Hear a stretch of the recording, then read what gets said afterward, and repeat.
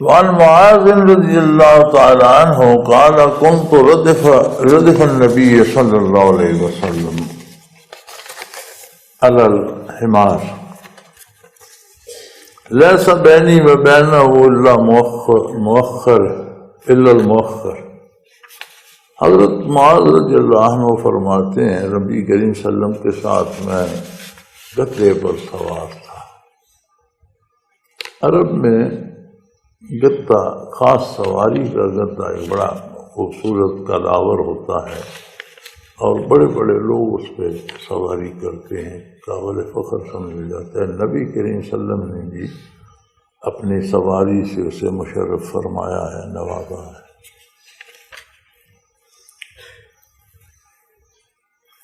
ہمارے ایک ساتھی ہوتے تھے مکہ مکرمہ میں، سراج صاحب اللہ میں محفوظ رکھے اور ان پر رحم فرمائے، کہ وہ چابیاں بناتے تھے تالوں کے، بڑے کاریگر ہیں اس میں، اب تو یہی ہوتے ہیں پاکستان میں۔ تو ان کے پاس ایک عرب آیا، گدھے پر سوار تھا، اور مجھے یاد نہیں گاڑی اس کی کمبیوک تھی یا کس طرح کی، بہت قیمتی گاڑی تھی۔ وہ چابی اٹھائی ہوئی تھی کہ میری گاڑی کی چابی خراب ہو گئی ہے، مجھے اس کی ڈپلیکیٹ، انتہائی قیمتی کی گاڑی کی چابی اٹھائی، سوار گدھے پر۔ تو یہ ہمارے والے گدھے نہیں، گھٹیا قسم کے اعلیٰ نسل کے کداور اچھے گدھے ہوتے ہیں اور سواری کے لیے استعمال ہوتے ہیں۔ تو معاذ رضی اللہ فرماتے ہیں کہ میں نبی کریم صلی اللہ علیہ وسلم کا ردیف تھا، یعنی آپ کے پیچھے سوار تھا، اور لیس بینی و بینہ الا مؤخرۃ الرحل، اور جو اس پر کاٹھی پڑی ہوئی تھی اس کے پیچھے جو سیٹ بنی ہوتی ہے، لکڑ کی بنی ہوتی ہے، اس لکڑی کے علاوہ میرے اور رسول اللہ صلی اللہ علیہ وسلم کے درمیان کوئی چیز حائل نہیں تھی۔ وقال یا معاذ هل تدری ما حق اللہ علی عبادہ، اے معاذ تو جانتا ہے کہ اللہ کے اپنے بندوں پر حق کیا ہے؟ وما حق العباد علی اللہ، اور بندوں کا اللہ پر کیا حق ہے؟ قلت اللہ ورسولہ عالم، تو میں نے عرض کی اللہ اور اللہ کا رسول بہتر جانتے ہیں۔ یہ صحابہ کرام کی عادت مبارک تھی، جب بھی کسی چیز کے بارے حضور پوچھتے تو اپنی رائے نہیں دیتے تھے، خاموش رہتے تھے اور عرض کرتے تھے کہ اللہ بہتر جاننے والا ہے یا اللہ کا رسول جاننے والا ہے، کیونکہ اللہ کی طرف سے علم براہ راست اللہ کے رسول کو نصیب ہوتا ہے، وہ قاسم ہے، تقسیم کرنے والا ہے صلی اللہ علیہ وسلم۔ ہم وہاں سے خیرات پاتے ہیں تو ہم کیسے جانتے ہیں؟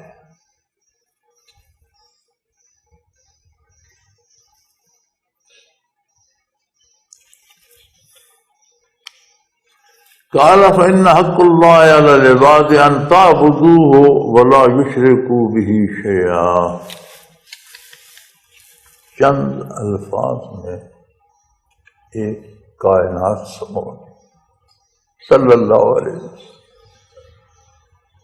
آپ کے معجزات میں سے ہے کہ آپ کو جوامع الکلم عطا فرمائے،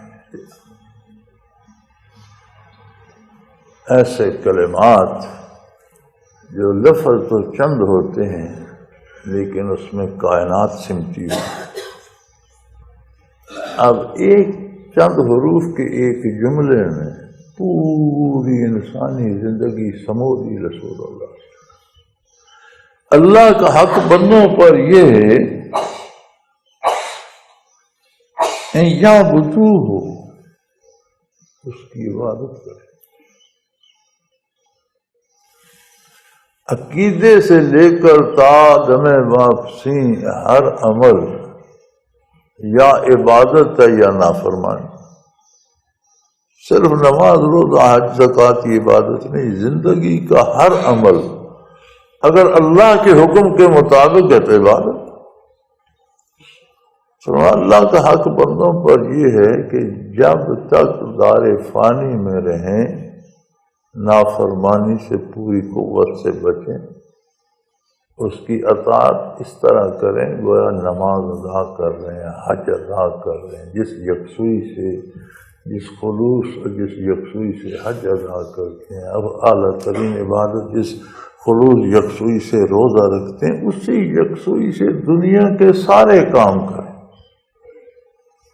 کسی سے لڑائی ہو جائے تو اپنے لیے نہیں، اللہ کے لیے، اس کی اطاعت کے لیے، ان حدود کے اندر جو اللہ نے مقرر کیے ہیں رہ کر لڑیں۔ وہاں قتل کرنا بھی عبادت ہے، قتل ہو جانا بھی عبادت ہے،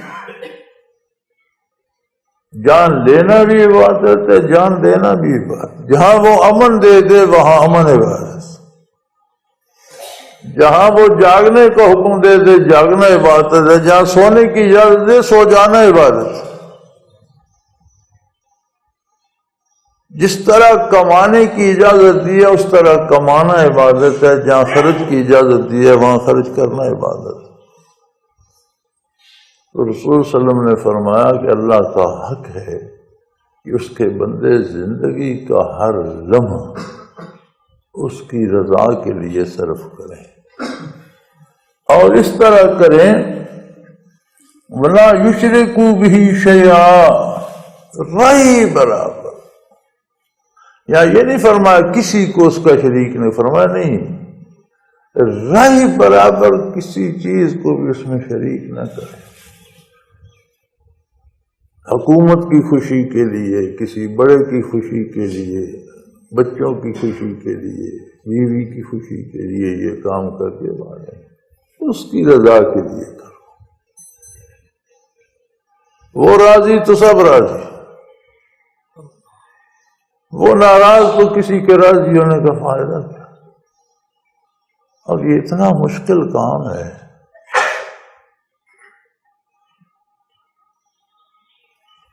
کہ ڈھونڈنے نکلو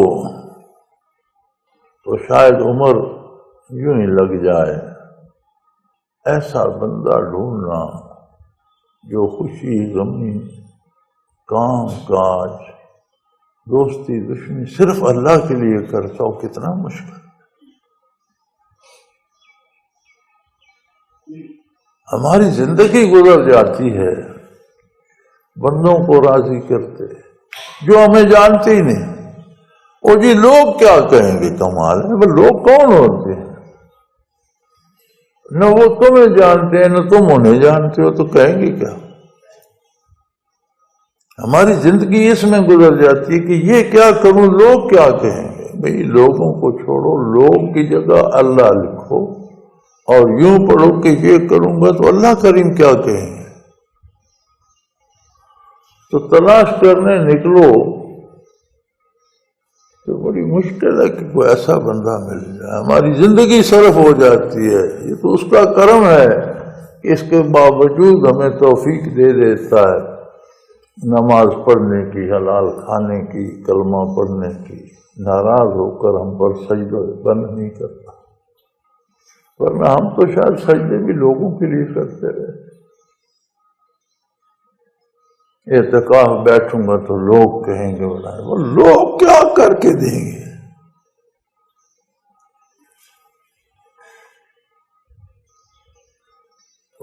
یہ بات نکل جائے، یہ اتنا آسان نہیں ہے۔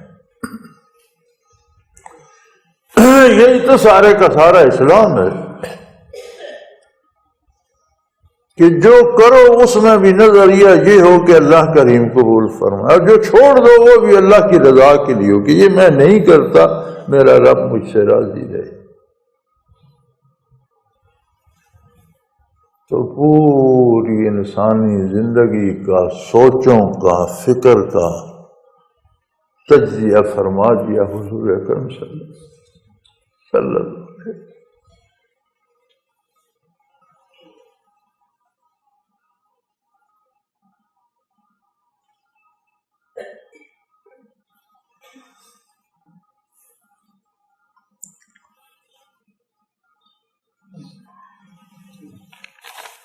وحق العباد علی اللہ، اور بندوں کا حق اللہ پر یہ ہے اللہ يعذب ما لا يشرك به شيئا، کہ جو اس کے ساتھ رہی برابر شرک نہ کرے پھر اسے عذاب نہ دیے بندوں کا حق ہے۔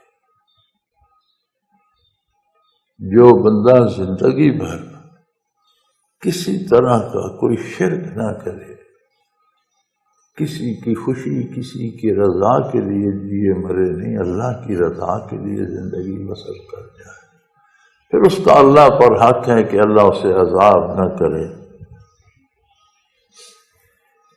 فقلت یا رسول اللہ افلا ابشر بہ الناس، تو معاذ فرماتے ہیں میں بڑا خوش ہوا۔ عربوں میں ایک بات تھی، جنہوں نے نہیں مانا انہوں نے نہیں مانا، جنہوں نے مانا انہوں نے ماننے کی حد کر دی، مان کر دکھا دیا۔ اور مکہ مکرمہ میں کوئی منافق نہیں تھا، یا مومن تھے یا کافر۔ مدینہ منورہ میں جب ریاست بنی تو پھر کچھ لوگ ایسے تھے جو کچھ یہودی تھے، کچھ غیر مذاہب کے تھے، انہوں نے ریاست سے فائدہ اٹھانے کے لیے اپنے اوپر اسلام کا رنگ چڑھایا، اندر سے وہ عقائد کی غلطیں دور نہ کی، وہ منافق کہلائے۔ تو وہ بڑے خوش ہوئے کہ یہ تو کام ہو گیا، ہم نے جب مانا تو مانا، بات ختم ہو گئی۔ تو میں سب ساتھیوں کو بتاؤں کہ عذاب سے تو ہم بچ گئے الحمدللہ۔ تو میں انہوں نے عرض کی یا رسول اللہ، فقلت یا رسول اللہ فلا ابشروا بہ الناس، میں لوگوں کو خوشخبری سنا دوں کہ موج ہو گئی، ہمیں تو کوئی عذاب نہیں ہوگا۔ قال اللہ، آپ نے فرمایا نہیں، لوگوں کو مت بتانا، لا تبشرہم، انہیں خوشخبری نہ سنانا، میں نے تمہیں بات بتائی ہے، لوگوں کو خوشخبری نہ سنانا۔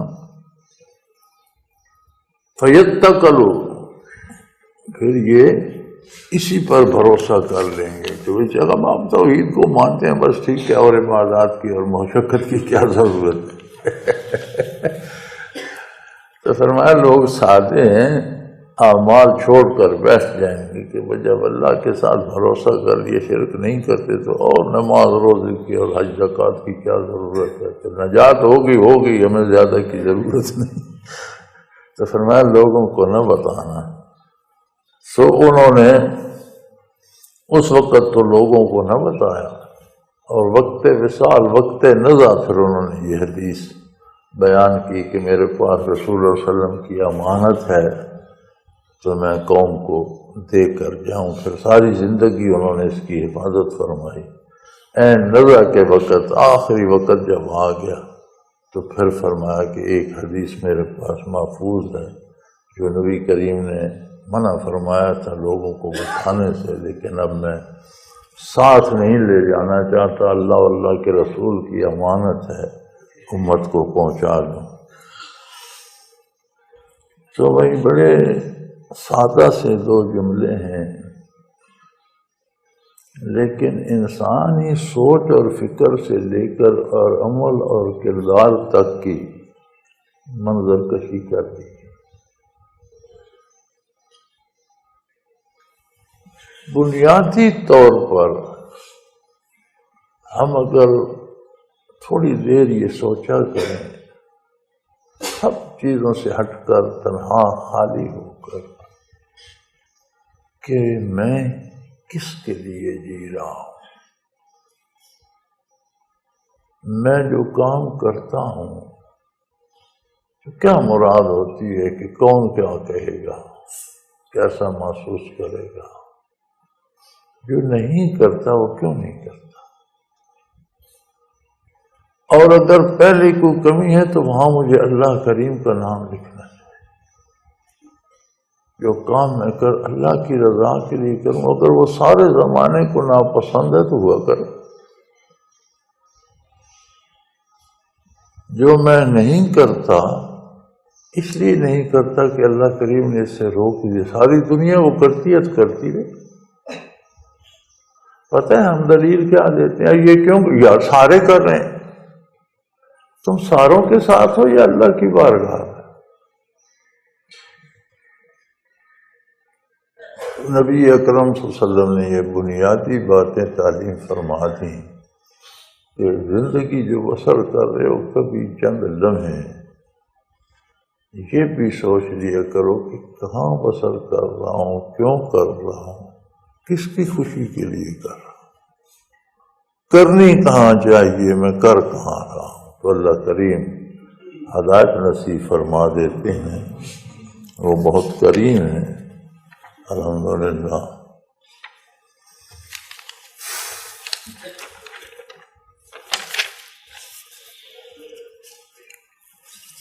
الحمدللہ رب العالمین والصلاة والسلام علی حبیبہ محمد وآلہ۔ اللہم ربنا لا تفتنا بغضبک ولا تہلکنا بعذابک واعف عنا قبل ذلک۔ اللہم ربنا لا تسلط علینا من لا یرحمنا، انت ولینا فی سفرنا وحضرنا فی مالنا واہلنا، انت ولینا فی الدنیا والآخرہ، توفنا مسلمین والحقنا بالصالحین۔ اللہم ربنا انزل علینا من السماء ماء مبارکا نافعا غیر ضار، نافعا غیر ضار، نافعا غیر ضار، هو الذی ينزل الغیث من بعد ما قنطوا وینشر الرحمة وهو الولی الحمید، وهو الولی الحمید، وهو الولی الحمید۔ وصلی اللہ تعالی علی حبیبہ محمد وآلہ وسلم برحمتک یا